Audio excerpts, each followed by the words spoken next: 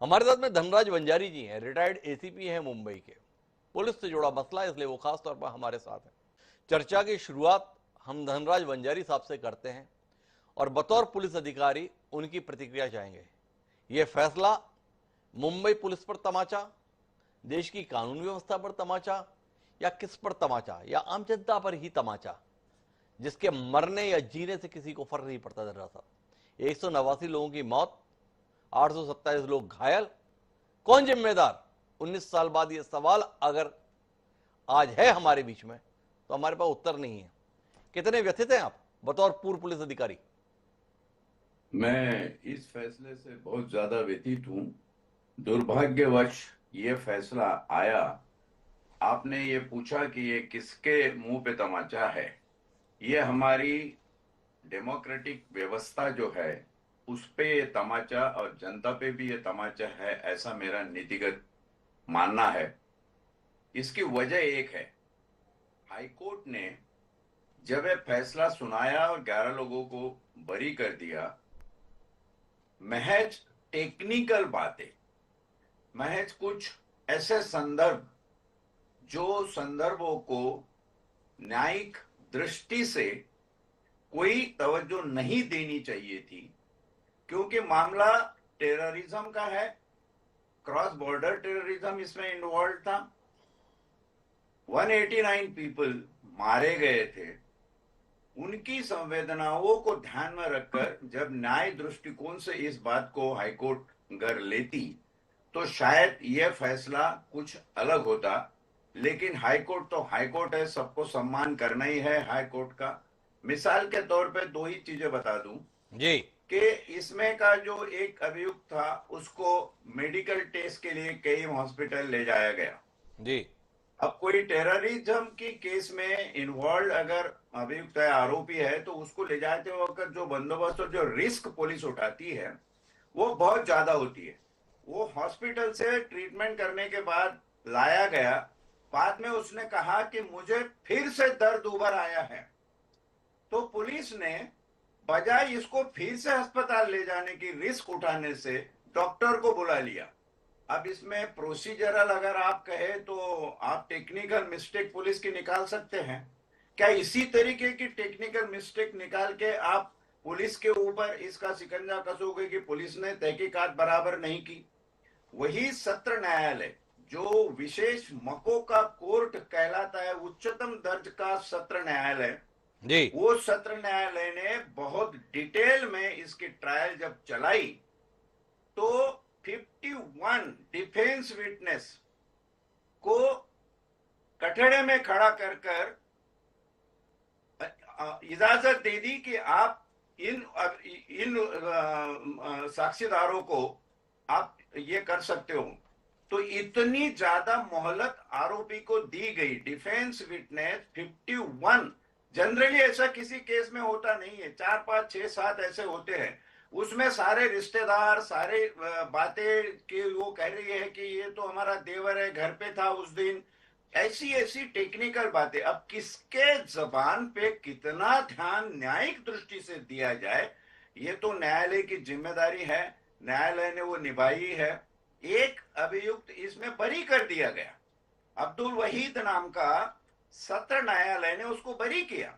और सत्र न्यायालय का जो फैसला है उसको अगर आप देखोगे उसके मद्देनजर, तो वो बार बार इस बात के ऊपर अपना लक्ष्य लेता है कि ये दहशतवादी कृत्य है, इसमें इतने लोगों की जान गई है, इतने लोग हैंडीकैप है। और पुलिस के पास जो विटनेस आए हुए हैं, पुलिस ने इन विटनेसों को जाकर ढूंढकर बुलाकर नहीं लाया, बल्कि पेपरों में कहीं यहां वहां आई हुई खबरों से खुद लोग आकर पुलिस में अपना बयान देके गए।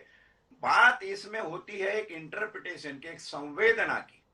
अगर आपको वो परसेप्शन डेवलप नहीं है या परसेप्टिव डेवलपमेंट के तहत अगर आप न्यायिक दृष्टि से जुडिशियल एंगल से इसको देखो, तो मैं समझता हूं ये पुलिस की बिल्कुल भी इन्वेस्टिगेशन में कोई लापरवाही नहीं है। उन दिनों मैं भी एटीएस का अफसर रह चुका हूं, इस तहकीकात से थोड़ा एक बार बहुत बताइए वजीर साहब, आप पूरी तरीके से ये मान रहे हैं कि फैसला सही नहीं है?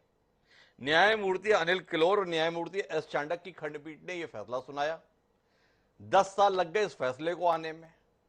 व्यवस्था बनी कि इसे जल्द सुनवाई हो, तो 6 महीने में उन्होंने ये 75 हियरिंग करके फैसला दिया।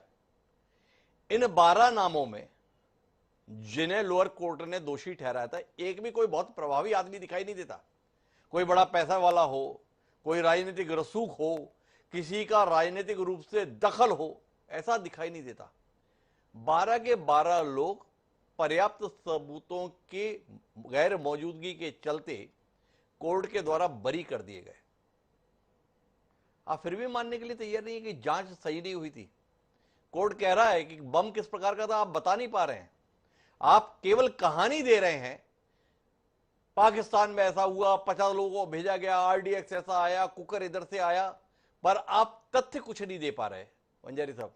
तो आप क्या चाहते हैं कि एक भावनात्मक उद्वेग में केवल इस बात को लेकर कि 189 लोग मारे गए थे, केवल इस भावनात्मक आवेग में कि 827 लोग घायल हुए थे, इसलिए पुलिस ने जो लिख दिया उसके आधार पर जिनको हमने चाहा सूली पे चढ़ा दो सूली पे चढ़ा दो, और जिनको जिंदगी भर जेल में डाल देना है जेल में डाल दो, ऐसा।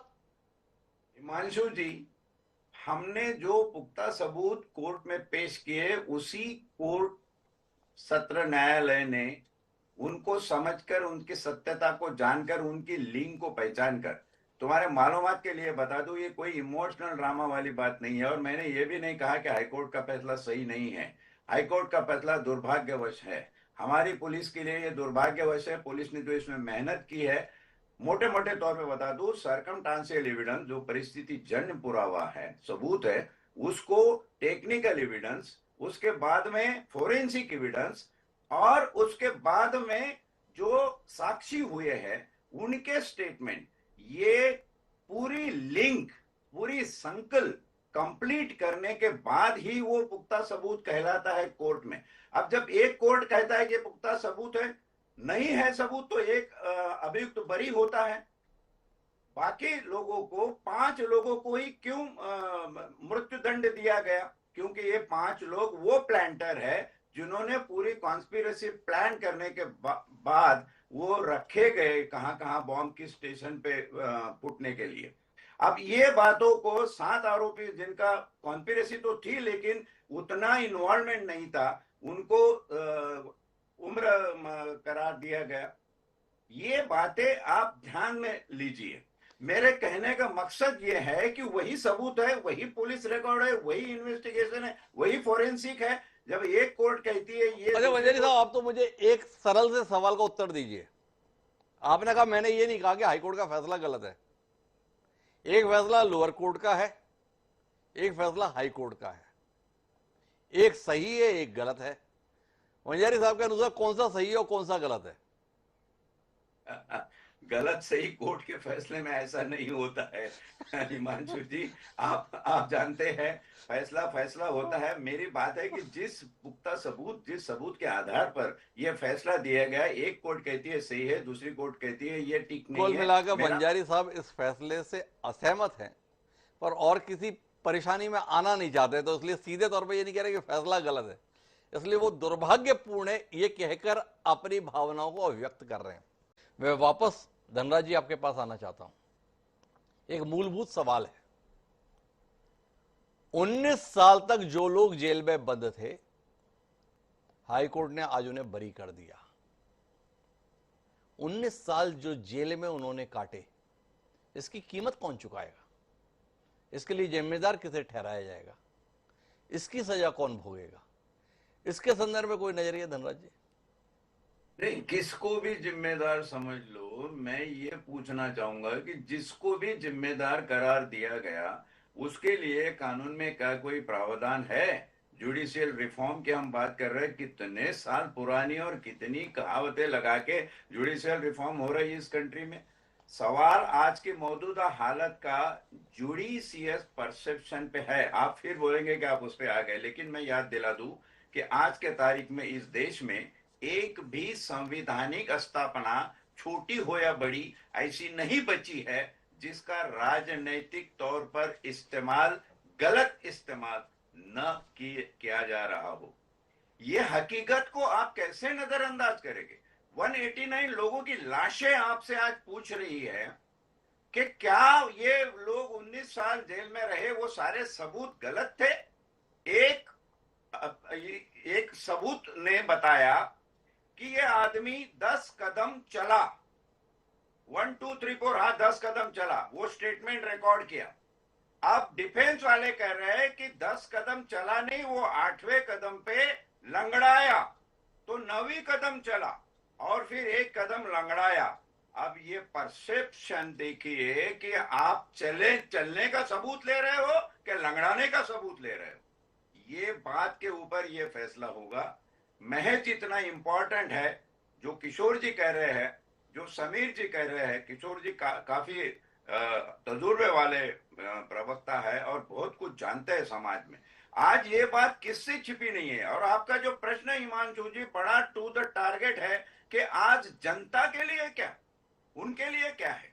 उनके लिए एक अंधकार है और ये शर्मनाक स्थिति कि जो भी जिम्मेदार है वो चूल्हे पर पानी में डूब मरे। जिम्मेदार कौन है, सारा अवाम जानता है।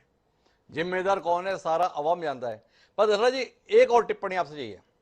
बतौर पूर्व पुलिस अधिकारी आप इत्तेफाक रखते हैं कि जो प्रोसिक्यूशन को जिस तरीके से कोर्ट में बात रखनी चाहिए थी हाई कोर्ट में, उतनी संजीदगी सरकार ने दिखाई?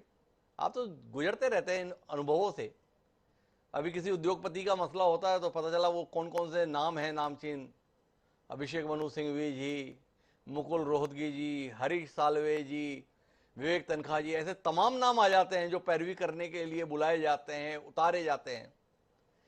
जब 189 लोगों की मौत का मसला था, 827 लोगों के घायल होने का मसला था, देश के खिलाफ षड्यंत्र का मसला था, सीमा पार सुनियोजित आतंक का विषय था, तो ऐसे में आपकी जानकारी में आया कि मुंबई हाई कोर्ट में इस केस की पैरवी के लिए कोई ऐसे नामचीन वकील महेश जेठमलानी, अभिषेक मनु सिंघवी, मुकुल रोहतगी उतरे हुए दिखाई दिए हो? वही बात है, आ जाकर मामला वो पॉलिटिकल विल पे आ जाता है। ऐसे नाम क्यों नहीं आए, अब ये सवाल जनता पूछ रही है।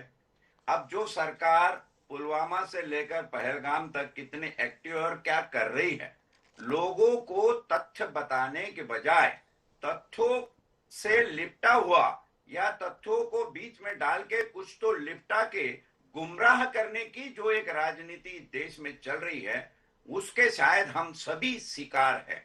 ये दिखती बात है कि जितना ध्यान राज्य की सरकार ने इस मामले में देना चाहिए था, उतना ध्यान दिया नहीं। ये कमी को मैं आपके चैनल पे कबूल करता हूं कि ये कमी है। ये कमी है, धनराज वनराज जी स्पष्ट तौर पर कह रहे हैं।